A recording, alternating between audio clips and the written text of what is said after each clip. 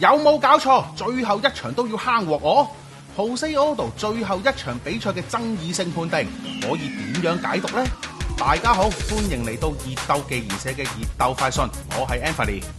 喺 UFC 315當中，Jose Aldo 對戰 Aiemann Zahabi，賽事出現咗個幾令人意外嘅判定比分，三位裁判一致以比分29-28判定主場出擊嘅 Zahabi 勝出。於是網上有人就開始討論，明明 Aldo 頭兩回合打得咁好，點解都判佢輸啊？最慘嘅係上一次喺 UFC 307，Jose Aldo 對上 Mario Bautista， 老國王全場睇住嚟食嘅狀況之下，又係以 split decision 判咗 Jose Aldo 輸。喂 ，UFC 係咪有心玩老國王先？係咪有心玩嘢？我哋就唔知啦。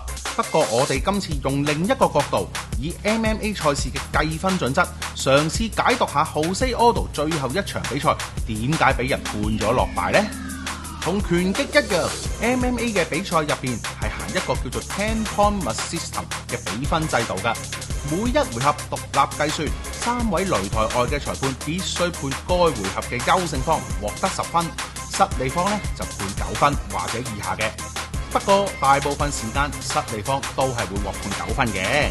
如果全場賽事冇出現過 KO 啊、TKO 啊、submission 啊呢啲終止賽事嘅情況，打完所有回合之後，賽會就會將每一位裁判每個回合嘅比分各自加埋，得出最後比分嚟到判定邊個勝出嘅。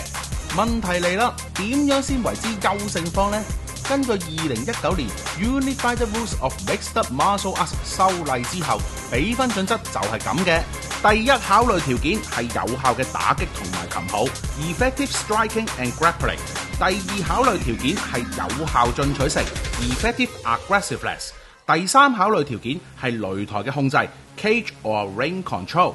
簡單啲講，成功轟多幾拳或者摔多幾下落地下，又做多幾個 submission attempt， 好過你打得進取啲，但係冇拳中喎，更加好過你成日推對手埋籠邊 hold 住對手，但又做唔到嘢。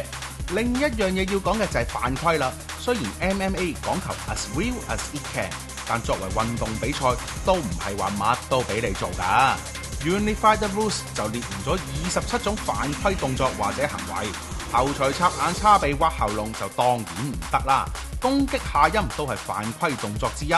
所有犯規行為，輕則警告，再嚟就罰分，太嚴重嘅直頭取消資格啊！不過就算真係出現犯規狀況，都只能由擂台上嘅拳證判斷係咪犯規。拳證覺得係犯規，就會同場邊嘅計分員講扣分啦。如果擂台上嘅拳證冇判到係犯規，擂台下嘅裁判係唔應該自行扣分嘅。講咗一大堆規矩之後，我哋又點放翻落去 Aldo 對 Zahabi 呢場比賽呢？首先睇咗三位裁判嘅 scorecard 先，三位裁判嘅比分都係29-28，而三位裁判都係喺第一回合俾 Aldo 10-9，第二、第三回合俾 Zahabi 10-9嘅。有睇過當晚賽事或者我哋 offline 簡報嘅觀眾，相信都同意第一回合判俾 Aldo 好合理啊！老國王打中 Zahabi 咁多下，第三回合判俾 Zahabi 就更加合理啊！Aldo 初頭就係威係勢，但爆咗胎之後就俾 Zahabi 報仇咁報，所以最關鍵嘅係第二回合嘅比分發生乜事啦？睇翻數據，第二回合 Zahabi 嘅 significant strike 有26次，而 Aldo 就差一下得25次啫，真係一擊之差就當贏。大家要留意 significant strike 同 effective strike 係相似但不相同嘅概念嚟㗎。significant strike 某程度上只係指打得中。Effective strike 個定義就遠比打得中仲要打得重更加深奧，就算打得重都仲要衡量呢一下攻擊造成嘅影響 impact 係較重要嘅即時性啊，定係冇咁重要嘅累積性，影響可以累積到比賽完結嘅。哇，打一下重嘅都咁深奧啊！詳情自己睇翻 Unified Rules 啦嚇。所以另一個角度就係 Zahabi 嘅打擊係咪有效過 Aldo 呢？睇翻第二回合嘅打擊分佈圖 ，Zahabi 有19次擊中頭部，相反老國王就只係得17次啫。哪怕老國王有6下 body shot，而 Zahabi 就得3次啫。3位裁判可能認為薩哈比嘅打擊更加深奧地有效啊，就齊齊判咗呢個回合薩哈比勝出啦。又係裁判認為啊？嗱，咁薩哈比兩度踢中柯度下音又點計數先？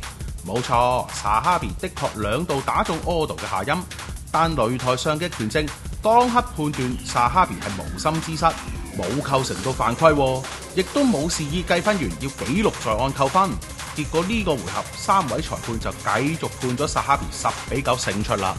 用上呢一個角度嚟到分析老國王嘅最後一戰結果，唔知大家又有乜嘢睇法呢？